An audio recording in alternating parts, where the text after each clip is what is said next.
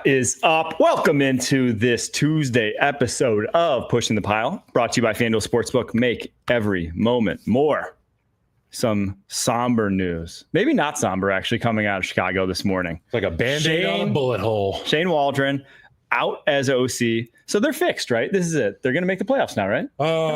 No, they've been cooked. They needed to make changes in the last 48 hours. They didn't. This is a Band-Aid. This is what we call a Band-Aid in the business. This is a cover your ass situation where it's like, well, we did something. We made a change. And it's obvious to me that the change has got to be more wholesale than this. I think it starts at the top. And I've been complaining about Eberflus, the messaging, the lack of inspiration from the top of this football team.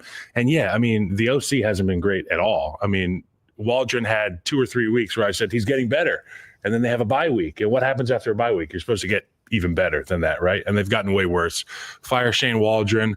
It's going to be Thomas Brown calling the plays. I don't know. What's your thoughts, Mike? I think this is what Chris Carter warned the rookies about at that one rookie symposium. This is the fall guy that you got to have if you're a head coach. That's right. Because, I mean, truly it is a top-down from just what you've heard, you know, whether it's the Tyreek Stevens thing, whether it's DJ Moore's comments, like the vibe in the building is not going to war with this coaching staff, right? They are, whether it's, and that starts up top, right? That starts with Matt Eberflus. So this is a classic, this guy goes first so that I don't have to go mid-season. The most important position on your staff outside of the head coach is your coordinator, particularly your offensive coordinator, particularly if you have a first-year guy, a number one pick. Yes. They obviously didn't get it right. And you know what? I heard the interview from CHGO. That's Adam Hogue and the guys in Chicago. They do a fantastic job. There were a bunch of guys that were in the building when I was there as a player. So I followed them as media members. Now they have their own media company. They did an interview with Jackson Smith and Jigba last year. And he essentially just said, good luck. You know, right. JSN, what do you think about the new hiring with Shane Waldron? And he kind of just, good luck, and smirked. It was a bad hire. I tried not to pay attention to that, and I thought maybe it was just a disgruntled employee in Seattle. But it's obvious to me that this guy, the writing was on the wall for Shane Waldron. Well, here's why it's a bad hire, is because you never should have let Matt Eberflus have this year in the first place. You knew it was after last year that he was probably not the guy, right? That he was probably not a, you know, upper echelon head coach in the NFL. You just saw that with how the last season went, right? Even early on was a disaster. And yeah, they saved it a little at the end, but I think that the problem that this, you know, that you're in right now started when you didn't fire Eberflus, because you weren't going to get the pick of the litter at OC with a possible lame duck head coach. You just weren't. That was the problem in and of itself right there. And then after that, it's like, you had the number 1 overall pick. You could have had a lot of people would have been banging down your door to go and get the chance to coach Caleb Williams and get to rein in this team with Cliff a great Kingsbury, defense and the receivers that they have. Name. Man, I do think that Jim Harbaugh. But okay, this started well before. This is Eberflus taking it off himself, and now we know he's going now. But let's get to the elephant in the room. The quarterback is also part of the problem right now. Yeah. Okay, the offense isn't good. The design isn't very good. Keenan Allen can't run at all, by the way. That was a horrible decision. Mooney is 10 times better than Keenan Allen. They should have kept him. But let's go back Let's go back to the quarterback and the quarterback. This guy holds the ball, and when he isn't holding the ball, he's getting hit because he lowers his eye level. He starts looking for escape routes immediately. This isn't USC. That's part of the problem. Well, you had to know going in. I think if you objectively evaluated Caleb Williams, you said to yourself, he needs development. He's incredible physical talent. That's why he goes number 1 overall, because one of the best we've ever seen from a arm talent perspective, from a mobility, like all that put together, truly an elite specimen at the position. But you'd be lying to yourself if you said he didn't need serious development quarterback. Yes. Position. It's like there's a reason they sent Luke Skywalker to that foggy planet to meet with the little green guy. It's because he needed guidance. I never watched Star Wars. Well, Star Wars, there's a guy named Luke Skywalker. Can you believe that? I've never watched one Star Wars movie in my life. A lot of talent, and there are probably other guys in the galaxy who are more experienced, a la Bo Nix, a la Jaden Daniels. You can kind of have a good coach. You don't need the best coach in the world to get those guys to come along. But in Caleb Williams' case, which is the tip of the iceberg, we need somebody to mine that thing down, clean up that diamond, and let Caleb Williams be himself. He's playing tentative, to your point. His eye level is dropping at the first sense of, my first read is an open paralysis, seemingly. 9 sacks last week. Tries to hit the home run, won't take a single when it is there. Missing I mean, throws. there's so many things that he's doing wrong. And right, the development is part of it. Development is part of it, but there has to be concern about him as well. There has to be. There is. And it's why I go back again to the offseason. If you would have hired a new coach to put a 3-year plan in place to develop Caleb Williams, saying, we don't just because when you're evaluating him, he was a project. Like he had issues that you're now seeing. Mike, which coach gets 3 years to develop anymore?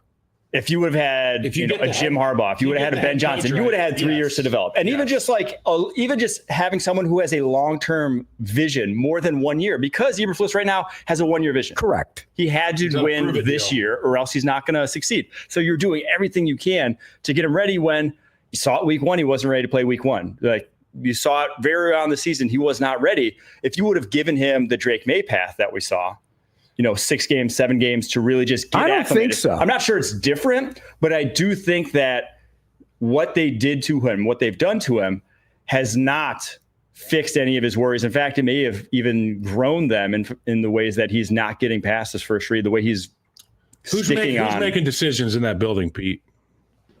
Oh, you think? Yeah, I know where you think it is. You think it's Warren making the decision. I think I have a fear that at Kevin this Warren's, stage you of think Kevin Warren's McCaskey's career as an owner of the team, you think Kevin Warren's they bring a guy like Kevin Warren in to make these decisions. I'm curious as to why they didn't write a blank check for Jim Harbaugh or bring a guy in like Cliff Kingsbury, who's been with this quarterback before. And Jim Harbaugh would have got. I mean, he played there. I mean, it makes perfect sense for him. It makes too much damn sense. But that was a bad. That's a decision they made, and that's a whole aside to this whole thing. As far as the quarterback development, look, when Drake May's on the field, he makes his people around him better. Yeah. Demario Douglas is better because of Drake May. I mean, do you see Caleb Williams making his people better? No. And fairness to him, backup tackles. Okay, I get it. They were the backup tackles. There's a lot of bad O-line play all across the league. Yeah, the Patriots any good on the offensive line? Just dealing with it, though. Are the Patriots any good on the offensive line? No. And so I think that's part of the problem I have with Caleb Williams right now. He doesn't make anybody else better. He's making them worse, and that's an issue. Now, you can talk about development and everything, but the focal point right now needs. Remember, it's the greatest situation ever for a rookie quarterback to go into. You remember? I remember. You know what? I'm not an OC, but if I was, I would just tell him, go sling that thing around. Go have some fun. F it. Like there were some days where I couldn't figure out exactly how to get a guy blocked, and I would just have to go to the sideline and say, F it. Go shoot your shot, man. Good things will happen. Sure, there will be bad things happening.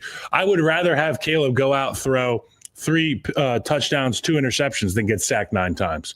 Because if you're what I said last week. If you're sitting back there getting sacked 9 times, it tells me that I don't want to use the word afraid because I'm not in his head, but you are concerned with doing something wrong as opposed to going out there and cutting it loose and letting throw the moon balls. They make quarterbacks look good. And he is at his best. He's letting it fly. He's letting it rip. He's being creative. He's taking chances. When he's not, that's when they're at their worst. I couldn't help but when watching Monday Night Football last night, and this is a good transition in that game, watching Tua just being like, if Caleb just watched Tua's tape and you could mix that game with what Tua does in that offense, just he drops back foot, ball goes. It's sometimes it's in the tight window, sometimes it's into coverage. Ball gets out, and he's confident in where it's going to. And the times he held it, what happened? And the times he held it, what happened? He got blasted. Yes. I can't help but just wonder, like, if you just drill that into his head, just let it, like you said, play loose, let it rip, if you could see a different quarterback. It's a problem in the NFL right now. Quarterbacks holding the football. It's become a major problem. When they do have any bit of time and they hold the ball. And I think it goes to where the game is in terms of what they're seeing on the back end. They're sped up on the front side because of the pass rush, and the athletes are so good over there in the offensive line play. Sorry, stinks. And you go to the other side, and the coverages and looks that they're getting on the back end, make him think and tick longer. So they're holding the ball. And I'm not just talking about just the young quarterbacks. A lot of guys are holding the ball, and it's become a problem. And we're seeing that become an issue. They better fix it, because even like last night, did Matt Stafford solve the Dolphins at all until late in that game? Maybe a little bit. He looked befuddled by what they were doing, right? He looked stunned about what was going on. He was starting to get hit. The guys were getting beat. He was holding the ball. That's become a problem in this league. I do think it's a big part of that's defense coordinators and what they're doing on that side of the football. Disguises, stunts and blitzes up front being just less of less, not relegated. It used to be third downs. That's when you saw the exotics. First downs, you've seen exotics nowadays in the NFL. You're seeing them. Which is why you need, and these coaches are so scared to do it, you need to dictate to them. You go. When they go, it's hard to get into all those exotics when you go. When you're going, and teams and coaches are on the gas. Coaches are afraid to do it because, that's not what we do. You do that. You see Patrick Mahomes go like this. Give me. I'm going. Even if you go to a little sugar huddle or no huddle, just go. And that kind of eliminates some of the stuff. You can still do your stuff, but eliminate some of the stuff that they do. It's like a boxing match. If you land a punch, I don't expect the guy who just landed the punch to step off and regather. Like, get in there, man. Throw a flurry. Get after these guys. That's how you score points. Keep the defenses on their heels. If they want to do all that cute shit, like you said, go. Dictate the term. Dictate the pace of the play. And I think a lot of times these coaches coach scared, particularly on the offensive side of the ball. You coach scared. The defenses aren't coaching scared. Waldron's play sheet at the beginning of the year. The defenses aren't coaching scared anymore, are they? Nobody on defense coaches scared anymore. So now it's time for the offense to quit coaching scared. You start going back at them. You take over the reins. Right now, defenses have the edge in schematically, aggression, athletically. It's all their side of the ball. So now the offenses need to take it back. And how do you take it back? You go fast. You have motions. You have pre-snap stuff. You do all that. You dictate tempo to them. Threaten them. The problem, though, and I think why Chip Kelly brought the no huddle to offense to the NFL kind of the first year and a half, whatever, it was hot. But 17 games doing that, you just can't do it with injuries. You just don't have the guys to play 100 snaps a game the way they were doing. And I think that's why. It doesn't have to be. I think that's why it came out of. But Chip Kelly did it all the time. I'm talking about you do it sometimes to take over. Like the Chiefs do. They get on the gas pedal. And then when you need to run, then you start blasting people. You do that to dictate the tempo. And then when they start doing their exotics and they're down 10, 12 points, then you start blasting them. I couldn't help but think that watching this Rams team, to kind of segue, they have an issue, and it's they don't have fast receivers. Slow. They are slow. They're good. Great at getting open at intermediate level, great blockers, but you have Demarcus Robinson running a 4.58. Cooper Kupp is a 4.61. Puka Nacua 4.57. Matt Stafford this year was 26th in completion percentage on deep balls. Now, I know those guys have been banged up. It's been a lot of backups, but even in this one, healthy guys, you just see these Dolphins corners just completely squatting on everything, knowing that, if Cooper Kupp's going vertical, it's probably a comeback. It's probably a dig or a out. He's not going to. They don't scare anybody. They scare nobody because you're going to catch up if you're a 4-3 corner. You just are. So I think they have a serious issue with how they've built their receiving core, similar to what we were talking about with the Patriots a few years ago when they had all those slow guys and Mac Jones, a quarterback, where it's like, no one cares. No one cares about you going deep. We're just going to stop. Go deep by all means. Try it. And Stafford now the most turnover-worthy plays on deep balls in the entire NFL this season. Only, like I said, 26% completion percentage. They got an issue there, and then they got an issue on their O-line, too. They paid so much for this O-line. Second most expensive O-line in the NFL this year. Nowhere close to the second best O-line. Even what we saw was close to fully healthy. Rob Havenstein, the only one not fully healthy there, the right tackle, but the interior's back, and it did not look good yesterday. And that's not a great Miami defensive line either.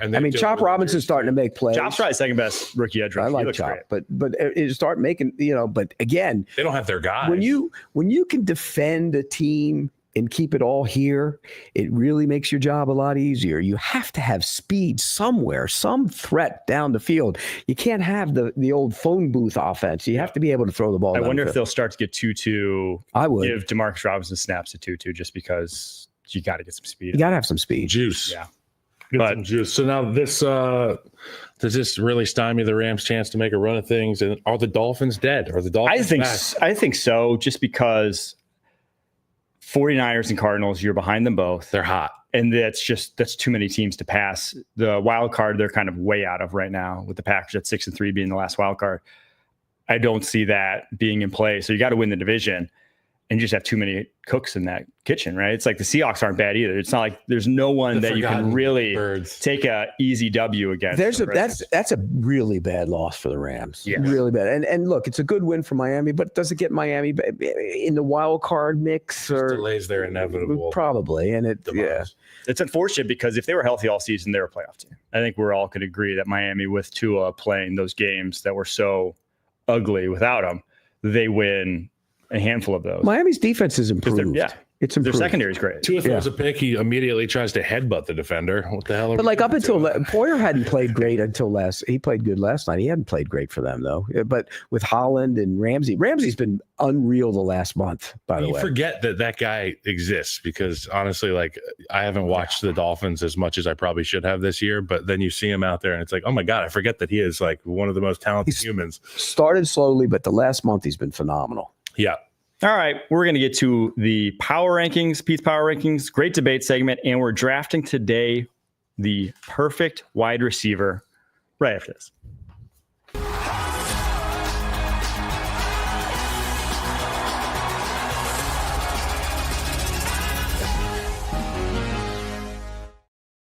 I don't have an IFB.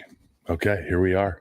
IFB, for those of you in the behind the camera world, IFB is that little squiggly thing you see us put in our ear. I don't wear one because I don't like to be talked to during the show. But I'm going to talk to you right now. We're in our next block. This is the Goldilocks segment.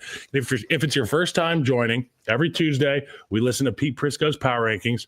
Pete, fabulous writer, been watching the NFL for an eternity, and he does a great job. We like to break down all this stuff, but every Tuesday we say, this team I thought was a little bit too high. This team I thought was a little bit too low. And the Goldilocks team, which is exactly where we think they belong, we give one of those selections too.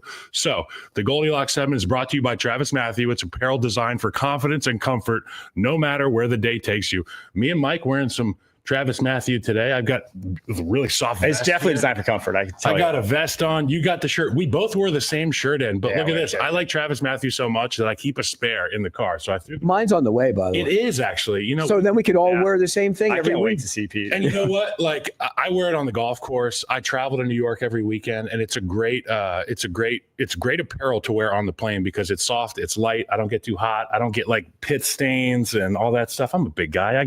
I overheat a little bit. Of course. So I can lay with Travis Matthew. I feel fashionable with it. It's a good place to be as a guy. I used to be heavy, and I do not miss. I hate getting pit stains. That was like my pit stains, back stains. You used to be heavy? I used to be like 225 back in college. Really? He had long hair down to his butt. I remember when he was Fabio and he lost on The Bachelor. Oh, that was tough. I technically won because You didn't win. You got eliminated early. The whole objective of the game is to stay up. You know what, Mike? I'm going to give you some advice. The reason you were eliminated early.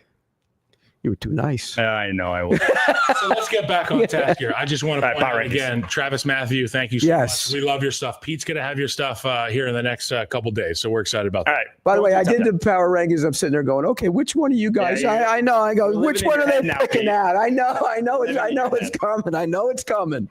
Number one, Kansas City Chiefs. No surprise there. Even if. There's the even if. They had to block a field goal. There's the even if. Undefeated. Detroit Lions at number 2. Buffalo Bills at number 3. Baltimore Ravens at 4. Steelers at 5. Eagles at 6. Vikings 7. Packers 8. Chargers 9. Commanders 10. That means no 49ers in the top 10. No Cardinals in the top 10. There's not really a lot of debate, though. I think those are the top 10 teams at this very moment. And I think our too high and too low didn't reflect that. Let me get to the bottom 5 first, and then we'll get to those. Bottom 5. Saints at 28. Titans 29, Giants 30, Jags 31, and the Raiders, who have the best win of those bottom 5, may I add. That's the win of the Ravens. The Ravens. How the hell did that happen, Gardner Minshew? This league, man. Whoa. You know what? I would rather have parity in the National Football League than just like one team that dominates everything. But if you were watching late games on Sunday, you wouldn't have thought there was any parity. Yeah. All right.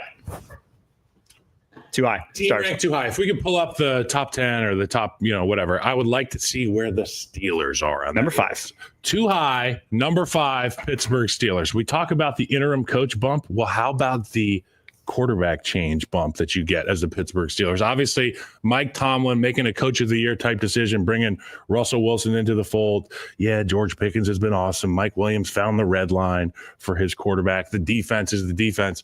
But I just don't know if they can sustain this. I really don't. And you know what? They've got a big matchup coming this week. And I think that the Pittsburgh Steelers, it could be a little bit of fool's gold there. I like the team. They're tough. They have a great head coach. They play tough on defense. They've got a quarterback now that's not going to make a lot of mistakes and can be explosive. How many weeks in a row are we going to see the Steelers team go out there and do the unthinkable? You know, I'm probably more in your camp but I think they've earned the right to be in that spot.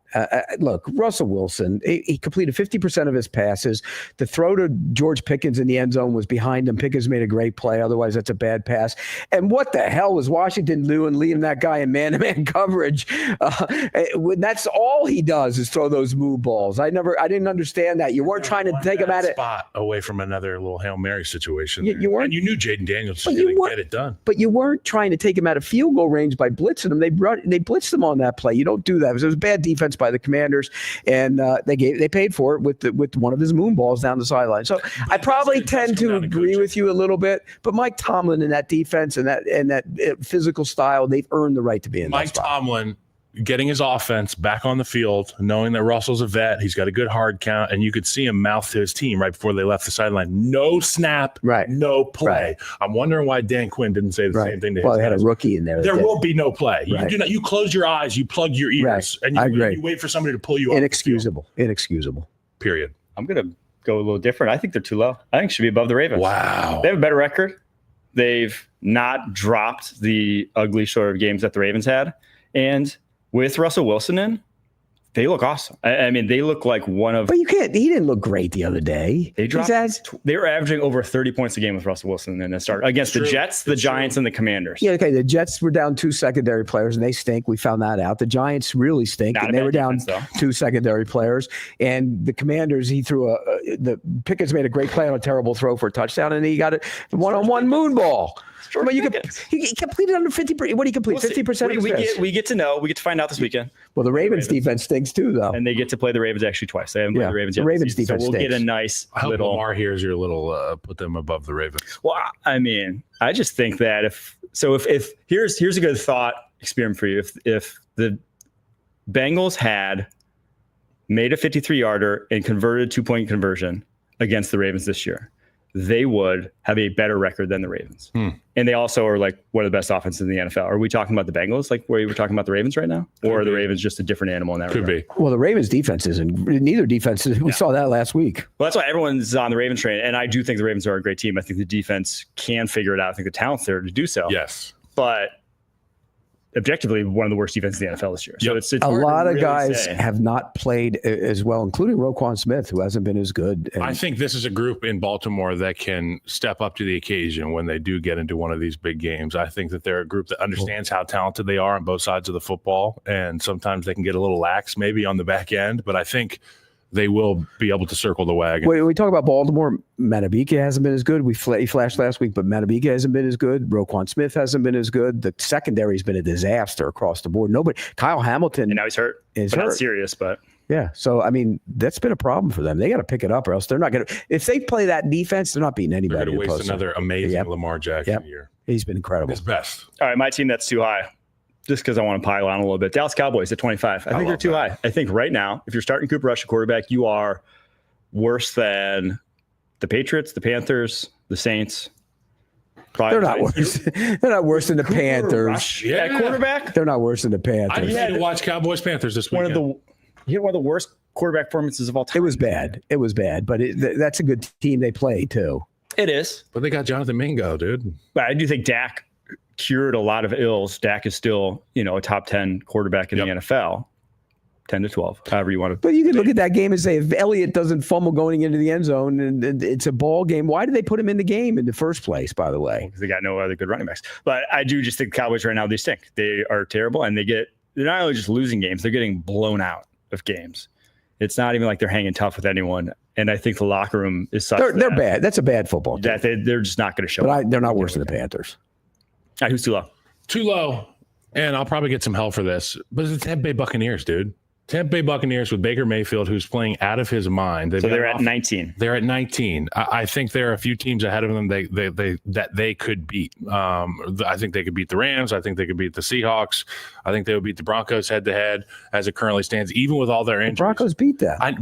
Right now. I like the Buccaneers. They're hot. Baker Mayfield's unbelievable. And even though they're losing game after game after game, I feel like this is the team that could beat anybody on any given week. I picked them to win the division, so they're I'm down. starting to see what you were talking about. Yeah. I love watching him play. I mean, he plays with everything he has. I do like that, but I think the injuries have decimated them. And as far as the Broncos, they went there at their place and beat them, and they were healthier. It's a moral victory for the Bucs right now because I just feel like all their stars are out. And they have to find a way to be competitive, and they are every single week. The Saints did them a favor last week by beating the Falcons. Kansas City down to the wire. I mean, I don't know. There's so much parity in the league, and I think this Bucs team is a team that could swing up week in week. Look, could you make a case for them to be a little higher? Absolutely. Great. If they were healthy, they would be higher. Yeah. I'm going to talk about them a little later because they're my team that's ranked actually just right. But I'm going to say the Texans right now are too low. I think that team that – yeah, they lost to the Lions, but it took a terrible second half for them to do so. They hung tough. They're 6-4, but if you look at them compared to the other 6-4 teams, I think they're better than the Falcons, better than the Cardinals. And I think once Nico Collins is back, which he should be this week, it's just a much different offense. It's hard to understate how big of an impact it was losing him. You just see a completely different team with and without him. So I think now that he's back, they are. I'm not going to put him in the top 10 just because of how ugly that offensive line has looked at times, how the play calling offensively, I think, has been an issue. But they're right outside that top. I think I'd put them at 11 right now instead of 14 where they're at. I mean, okay, if Collins is back, they're playing well, but they're on a skid, and they lost to the Jets 10 days ago.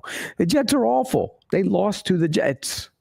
But they're losing because they can't score points. Yeah. They're losing because they had the wrong combination of guys up front. They changed some stuff around this past week. CJ Stroud looked to be a lot more comfortable. And they're still starting.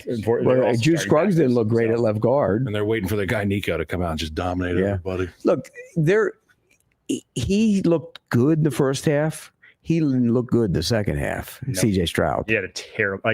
Usually I've been saying that other things outside of CJ have let him down. He let the team down. He was bad the second half. All right, who's ranked just right?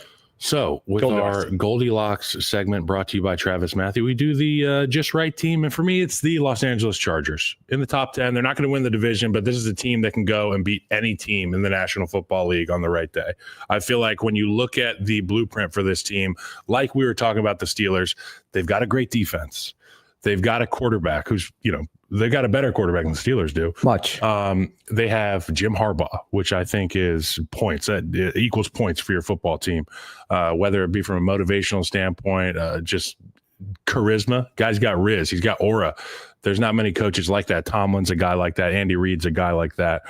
They have that with the Chargers. And their ability to run the football combined with Justin Herbert's arm talent, I feel like makes this team a real dangerous group. Having them at number 9, I believe it is a good spot for them. I think they're just right. I love that team. I love watching that team. They're physical. They're tough. They get after it on defense. Quentin Johnson emerging as a receiving threat. Yeah, it's a big deal for him. That's progress. and they can, and McConkey, I mean, they have weapons now, and they allow him to throw it too, which was a concern of mine. I love watching that team. Their game with the Bengals this week is going to be fun because you have that explosive offense against that good defense, and it'll be interesting to see how that plays out. I think that's the biggest thing from early on the season. And is McConkey emerging as a guy that he trusts, that is a guy trusts, and Quinn Johnson just actually making the plays. It was always kind of, everyone's known he's gifted. He was a project sort of high-end physical talent coming out of TCU. It's just, can he actually catch the football? And so now he actually is. So that's a good thing. I agree. The Chargers are physical on that offensive line. Secret weapon for that team. And I've probably said it in this room before a number of times, but when you watch their post-game celebration in the locker room, it's Jim Harbaugh. Everybody high five each other. Did you see that? That was awesome. By the way, it was cheesy. High five. Yeah, but that's the Jim Harbaugh thing. Yeah, he's cheesy. Was there a single guy in there not high five? No. Every single guy was high-fiving. And you know who the biggest smile in the room was standing behind Jim Harbaugh? A little nerdy guy in the back, Mark Trestman. Yeah. Mark Trestman, my old head coach, offensive coordinator, really bright guy. You can see some of that stuff coming to fruition on offense. Mark Trestman was a big hire. And you can see his influence on the offense, because if it was just Greg Roman, it wouldn't have the same look to it. Yeah. It would be so different. So you can definitely see Trestman's influence on that offense. My team that's just right is the team you actually said was too low. I think the Bucs are just right. I think at 19, that's where they are right now. And it's because, unfortunately, you don't have your two best wide receivers. Shoot, your three best wide receivers with Jalen McMillan. McMillan was active, but then didn't do anything. He didn't play. So Baker Mayfield, I mean, you've seen it. He's averaging 5.9 yards per attempt the last 3 weeks. They just you can cobble together some offense. He's averaging like 1 second to throw. But the explosive plays are just gone. Now Tristan Wirfs gets hurt, MCL sprain, not out for the year. But if he's out, it's over for them. I think 19 might even be, if anything, I'm arguing they're too high, but I think just right at 19, just because I do think that Liam Cohen, this running game, can still get going, but sick forking them. It's over. It's a shame that they had the injuries when they had them. Yes. And remember, early in the season, Vita Vea missed time. Cansey was out. Now they're back, and so your defense the other guys on the wide receivers are out. Now you lose your left tackle, and the secondary's been banged up in and out of the lineup. So these are the most important positions on a football of course. team. You talk about the defensive front, you talk about the left tackle position, you talk about your Hall of Fame receiver, you talk about your Pro Bowl receiver. These guys go down. You got to scramble as a football team, which is why I'm probably giving the Bucs more credit than they deserve. But man, they're a tough football team, and they look like they have fun. That's Baker. That's Baker. He makes them tough. He makes them competitive. And look, they're going to be in games. It's a matter of if they can win them. You know what? I feel tough and I feel competitive and I feel like I'm in every game when I'm wearing Travis Matthew. So thank you for joining us for the Goldilocks segment. How is it when you're when you're getting mad and screaming on the golf course and it gets wet or something from this? This thing is like comfortable. I'm not like cutting off circulation on my arm, but I still feel jacked. When you put a shirt on, you're like, man, my arms look great. It's like this, but I'm not cutting circulation. There's no recording device built in that can listen to me when I'm on the golf course, is there? No. God forbid. So Travis Matthew, thank you very much. That was our Goldilocks segment, brought to you by Travis Matthew, apparel designed for confidence and comfort, no matter where the day takes you. All right, we're going to take a break, and after that, we're going to embrace debate. Welcome to JJ's. I'll have a... Wait, there's no way I can get a burger? No chance. But you can have the NFL on CBS streams live on Paramount+. Oh, hang on. There's a toy. Hello. Does Aaron Rodgers retire after this season? Has to. Done. I think he does. I think he does. Or does the ego come into play and say... The important question is, does he grow the hair out again? Because like a big hair change is coming, either big beard or big hair. Kind of like coaches do when they know they're on, like when you're on the hot seat, like Eberflus, changed his whole appearance. He knows he's on a hot seat. Sirianni, when he was taking heat, grew the beard out. Same thing. Or does he get a job in an administration? He's retiring. This reminds me a lot of Brett Favre's last year, 2010, Minnesota, whereas all of a sudden you just get a few injuries and at 40 years old, injuries don't heal. You don't bounce back. Tom Brady, the secret sauce to him playing to 46 was he just avoided TB12 method. Any of those big hits that really had something that he was then going to have to hamper and play through. And Rodgers is trying to play through, and that's the worst thing you can do when you're 40 years old, is not let your body get the time to heal. And so I do think at this point, it's like maybe he, goes on a 3-month wellness retreat in the offseason, his body heals up, whatever. He knows his body, but right now he is not healthy enough to play quarterback in the NFL. But it's not. He's only going to get. It's not going to get better next year. Let's pair him with a situation. What would be the ideal situation for him? Well, he's a GM of the Jets, so he's got that going. If he wasn't with the Jets, gosh, he needs a good O-line. Is there a situation? He's done. He's that done. Look, I've defended that guy over the years a lot. I think he was a great player. And people ping him for only winning one Super Bowl, but he's been a great player. This mess isn't just him. Okay. He hasn't been good, but this mess isn't him. There's far more. The body language in that team, the tackling, they quit. They flat out quit the second half. Yeah. I mean, they didn't tackle. Not just the Sauce Gardner missed tackle, and he hasn't tackled anybody all year, but everybody missing tackles across the board. And we were watching that game, and I'm saying they quit. They went home. And it's a disgrace because they got bullied and they quit. And the offensive side, they got beat up on the offensive line. They were getting that Arizona defense has a bunch of no names on it, but they get after it and they allowed it to happen. So to answer your question, will he be back next year? I don't think so. I don't think so either. I think he fades into he just goes away. You don't think he'll be in the media or he'll be on the McAfee show or something like that? He'll be with RFK in the Department of Health. Yeah. Oh, God, can you imagine that? God. Free mushrooms for everybody. All right. Who wins Sunday? Bills or Chiefs? Chiefs. And who is the game more important for? Chiefs. Bills. Both. The game's more important for the Kansas City Chiefs for legacy. They're chasing history, man. Yeah, but the game's more important for the Bills because they got to show they are chasing history in Kansas City. They're going where no man has gone before, and they're doing so on a razor thin margin. And who better than to get yourself to? Is it going to be 10-0 or 9-0 if they beat the Bills? It gets to 10-0. 10-0.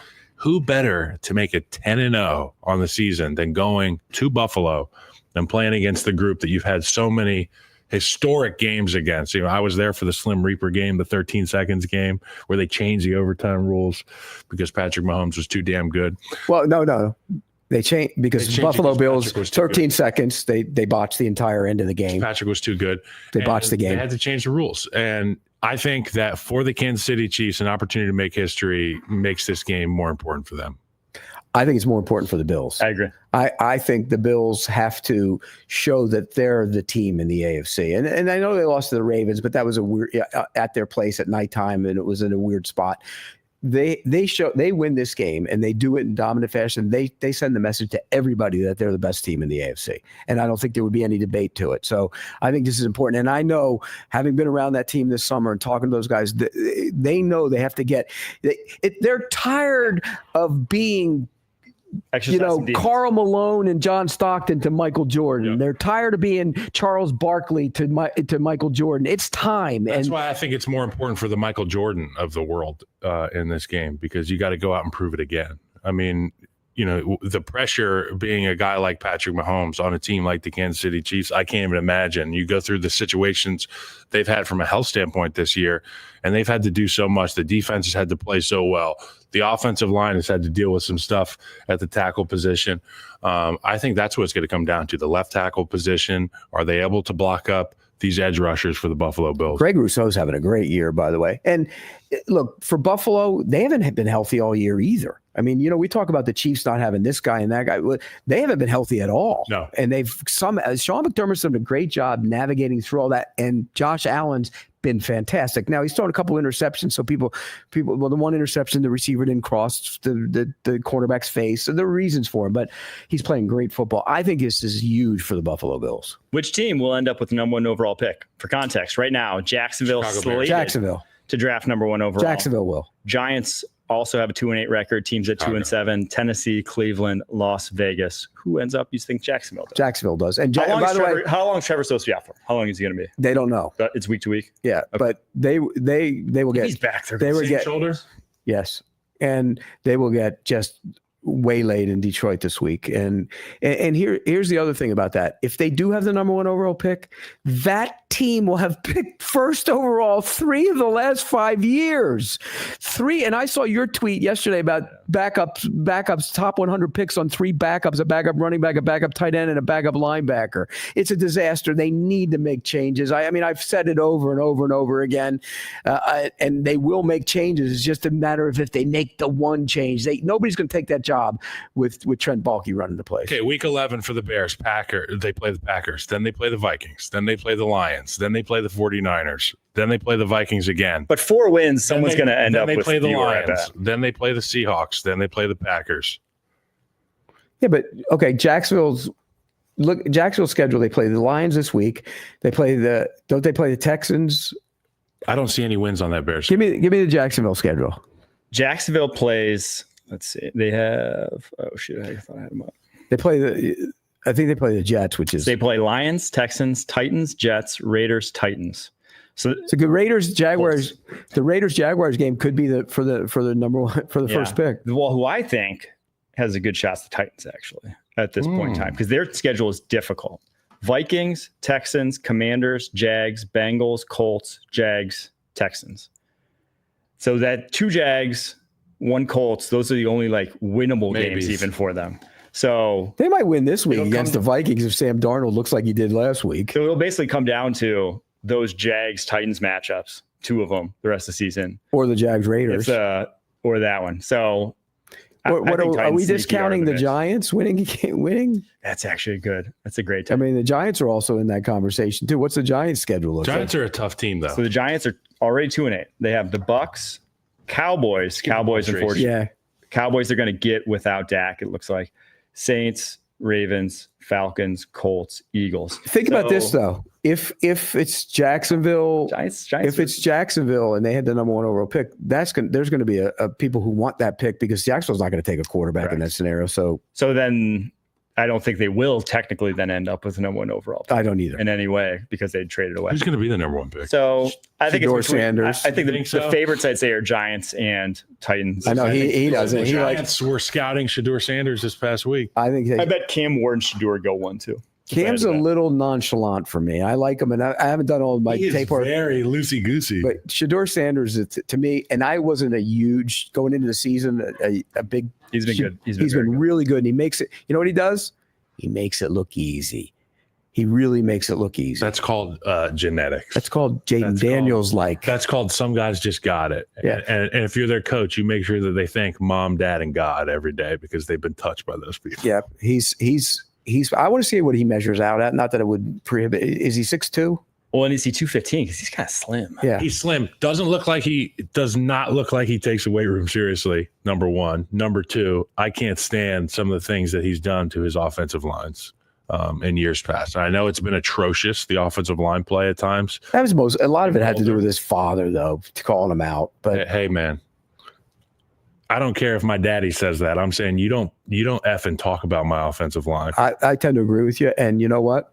When he gets to the league, he'll find that out. He'll find out so quick. And Dion can go run in the room and try to play bully ball with some of these guys, but that shit ain't flying in the league, buddy. Nope. All right, can Christian McCaffrey lead the 49ers to winning the divisions? Will the 49ers win the West? Yes. If the Rams had won last night, you would have said differently, though. It would have been interesting. Yeah. It would have been interesting. Yeah. But this San Francisco 49ers team, they're tough. They know how to win football games. I trust their head coach. Brock Purdy is a guy that I do trust. Me too. Christian McCaffrey. You don't trust the kicker. He wasn't even in great shape. Yeah. Can we get into that a little Oh, my God. Christian McCaffrey, great game, pretty good game, not in shape yet. Can you imagine when he's in game shape? Right. And also, they put you down in Tampa Bay. You got the humidity. It was a hot one. It was 87. He was cooked. He made that big catch on the right side. You could see in his face he was gassed. Yep. I've been there as an O-lineman. I think they do make a run in the NFC West. But we got to talk about Deebo Samuel. You know what? Choking out his I'm long snapper. gonna salute Deebo Samuel because how many times have I ever wanted somebody to do that to a kicker who make your damn kicks? Go choke the kicker. They make your damn. He was in that direction. That's what he started, the deep snappers. He got in the middle of it. Look, you should never do anything like that. That's terrible. But the kicker needs to make your kicks. I don't think kickers are better than they've ever been. Right, distance wise. I mean, it's amazing all that training and that they do in the offseason. Field. It's unreal. That's all you do all day. Yeah. That's your day. Everybody else over there banging and sweat. Well, nobody hits anymore, so they're not hitting anymore either. But that's a lie. They don't barely hit anymore. Come on. It's almost a problem though that's their whole day, right? You almost need a distraction because if your whole life revolves around I make this kick, I get a job. It's like almost too much pressure, right? But then you can look, they're everywhere. They're like running backs. You find them and look at Bates. He was in the spring league. Just go on TikTok and you'll find 37 guys There's a kicking kicker. the ball from 50 There's a yards kicker. out. And so make you like the Falcons lost a game because Koo couldn't make his kicks. Oh. Make your kicks. He got rizzied. He got rizzed. Yeah. He got rizzed. You got rizzed. All right, let's draft some wide receivers. Yep. Categories: hands, route running, contested catchability, yak, and then size. So hands, route running, contested catchability, yak, and size. Hands, route running, catch, hands, route running. Just tell me when I make my pick. You don't need to write that. I think Kyle went first last time. Yeah, I so think you it's go me. first. So I will take. So for route running, this isn't like route running skill. This is like literally you get their ability to move on the football field. Correct? Is that what we're saying? Right. Like Cooper Kupp's super skilled, but I'm not going Like to draft Cooper Kupp's route running because he running. can't go deep. So Well, we're building the perfect wide receiver, though. So if you think he's the best route runner, but no, I think he's one of the most technically gifted route I agree. runners. I would not take him to run every single route, though, because he's not fast enough. Because he doesn't run the deep routes, right? So I'll take Tyreek Hill because Tyreek Hill is the most impossible receiver to guard But what are you taking him for for? route running. Okay. Tyreek Hill's off the board. Is he a great route runner, though? Yeah, because you can't stay with him. Because He he's goes on the clock. Well, we don't have like speed. Okay, So let's do this instead of size, because I think size is like what is redundant with right. contest catchability. So it's Right. hands, route running, contested catches, and speed. Let's do athleticism and then route running is its own different category. Okay. That's like technically how well they run routes. Okay. So like Cooper Kupp would still be then in play. Okay. So I'll do athleticism, Tyreek Hill. Okay, and I'll take route running and take Jefferson. Are we doing size as well? Yes. No. So instead of size, contest catchability is basically like See, because your Jefferson, size you aspect. could take him for route running, but you could take him for his hand. You could Yeah, take him for he's a good pick for he's a great route a runner. number I of want a big guy. I want a big guy. You know what? I'll start with. You're just going to take guys you want to go have a couple beers with. Well, if that's the case, it's Mike Evans, smoking the cool. You know what? I'm going to do a size pick. I know that's not one of the picks, but this will be like contested catches. Yeah, that's so one I'll of go Mike Evans. I'll go Mike Evans. Okay. So I'm back on the clock. Gosh, where do I want to go? I think I'll go Jamar Chase's yak ability. That's great. So Yak is a category. Yeah. Got it. So I have Justin Jefferson for route running. What do I need? Hands, contested. Hands, contested catches, and yak. and athleticism. Huh? And athleticism. So not speed though. Well, it's like all around. So like leaping ability, speed, cutting ability, whatever you want. Well, if we're going to take speed, I'll take the fastest receiver in the league. I'll take Worthy. Okay. That's good. But he's not much of a vertical. So he's fast, Yeah, but he will be. Jump. He will be. Okay. He will be. Yeah. Once he learns all that, he's going to be a dynamic vertical threat. Athleticism Is the category, yeah. Zay Flowers. Yeah, he's freaky. I would have gone Waddle over Flowers personally. I like Zay Flowers. So I'll go, give me Cooper Kupp's route running ability then. I'll take him. So what do I need now? So you have Mike Evans contested catch, Zay Flowers. No, that's it. That's excuse me. You have Justin Jefferson's route running, Xavier Worthy's athleticism. So you need contested catch, yak, and hands. Let me think for who I would have for my contested catches. Oh, I'll take Pickens for my contested catches. That's a great pick. I really want to get my guy Amon-Ra St. Brown on the list, but I'm trying to find one of these categories that would fit perfectly for him. Let's go Devontae Smith hands as a recency bias here. Great hands. Hand. Yeah. right Fine. hand. I will go with the best hands in the NFL still. And it's Nuke Hopkins. Got great hands. Still does. So what do I need now? Two more? So you need yak and you need hands.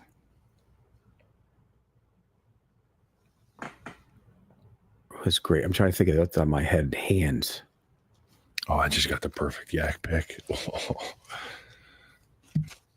Yak. Trying to think of some yaks. Yak the animal. There's one we haven't that we literally just talked about who throttled his own long snapper, who's was the gold standard for yak for a But while. not anymore. He's slowing down. He's looking like a running back again. Who's that? Tebow Sanders. Oh yeah. He's got the old. Yeah. I don't know what that is. What happened to him? I don't know what happened to him. God, I'm trying to think of just some going through. CeeDee Lamb's good. Yeah, I'll take CeeDee Lamb's yak. CeeDee Lamb yak. Give me Nico Collins yak, and I'm not talking about like shaking, shimmying. You're I'm talking just about talking about He's being a literal yak. after catching the football. After what he did to the Bears in Houston, I'm like, just give him the ball. So I need contested catch to round it out. Oof. My top guys on my board are A.J. Brown, Drake London. DK's up there. Terry McLaurin's up there. CeeDee Lamb. Oh, you already went CeeDee Lamb. So I'll go. Just give me A.J. Brown. A.J. Brown. Just for anything. And I need a contested catcher too, right? Yes, you do. No, you had Pickens. You just need hands. Hands.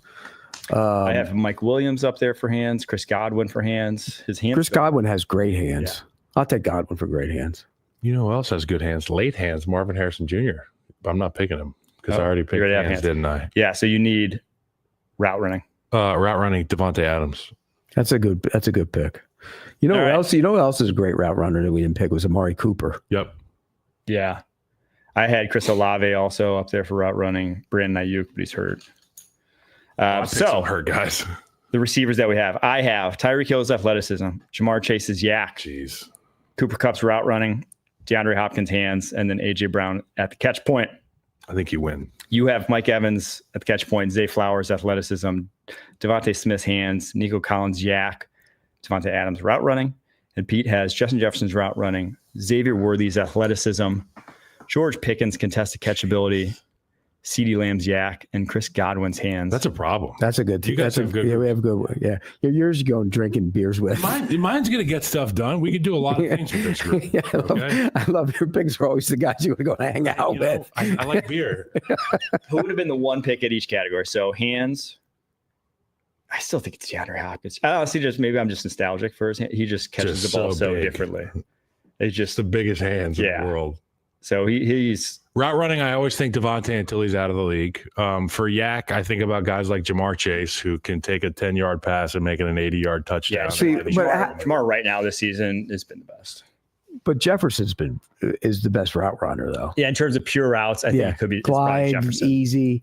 I mean, when you talk about route, Devontae Adams is best at the line of scrimmage with his route, but I think for flow of the route and I think about release. I think about Adams. Your first. No, I think about and talking to guys like you're thinking like Travis Kelce down the field. I'm talking about a defensive back doesn't know what you're doing when you're running your route. When are you breaking down? And that, to me, every receiver I've ever talked to says, and defensive back says, that's the key to being a great route runners.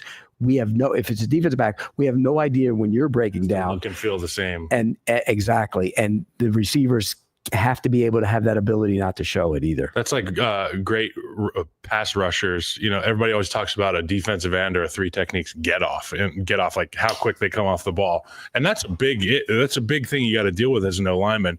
But to your point, if they don't telegraph their moves, if you don't know what's coming next, usually you see a rusher come and you see that right arm go up and you know it's going to be a chop to spin. Some guys can show you the chop spin and then hit you with a pass by. You're out there floating around in what the hellsville as an offensive lineman. I can't imagine playing DB in this league. No, particularly with a great route runner when you don't know if he's breaking it. If you have no idea how he's running that route and breaking down, and that's the great ones do it. Yeah. Contested catch, Mike Evans, I think would be one. Pick one. That's mine. Metcalf is pretty good on those contested catches. Metcalf hasn't been as good this year. Mike Evans was up here all the time. Yeah. Metcalf is up here a couple weeks a year. Mike Evans. I think Jamar this year has been the best. But okay, normal year, Tyreek Hill's the best yak. Tyreek Hill could be best yak, best athletic ability. Yeah, without question. He's still, to me, the best athlete. I mean, Xavier's faster, but no one starts, change directions. If you pick how long till Rashee Rice is, it looks like playing 97 Madden, where you can just go whichever direction you pick. How long before Rice? How long before Rashee Rice is on one of these categories? You got to play. You got to be able to field. Well, if he comes back. If like half the NFL gets wiped out in a nuclear attack. So whenever Russia attacks us. I think if he comes back and has a dominant playoffs, like if he is a real. But if you had one receiver. Where is he closest to? He would probably be closest to Yak, maybe? Yeah, he's a Yak guy. Probably closest. But still. He's more like CeeDee Lamb, where he's good at everything, but it's hard to he doesn't have an elite trait. Like CeeDee's good. Very good wide receiver one. there's not one trait where like CD's It's like that web the where best you in the show world. all their skills. Like his doesn't He's just go good. It's off just the a big chart. circle. Yeah. But like if you had to pick one wide receiver and you were building your team and they were all the same age in their prime, you would take Tyreek Hill in large part because he's so much different than everybody else. Because his circle goes to, or the web goes way out on a couple points, and those points matter a lot when you're playing. I mean, with because look, Jefferson is great, Chase is great. They're close, they're similar, but he's so different than everybody else. He puts the fear of God in you every time he touches the ball. It's why, I mean, the Chiefs have still won without him, sure.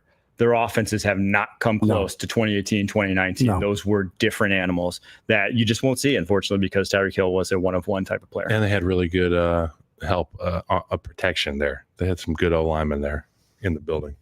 Well, they didn't when they played Tampa in the Super Bowl. That was in large part because Patrick was really hurt, and the offensive line, to your point, was not very good. No, it wasn't good. All right, there you have it.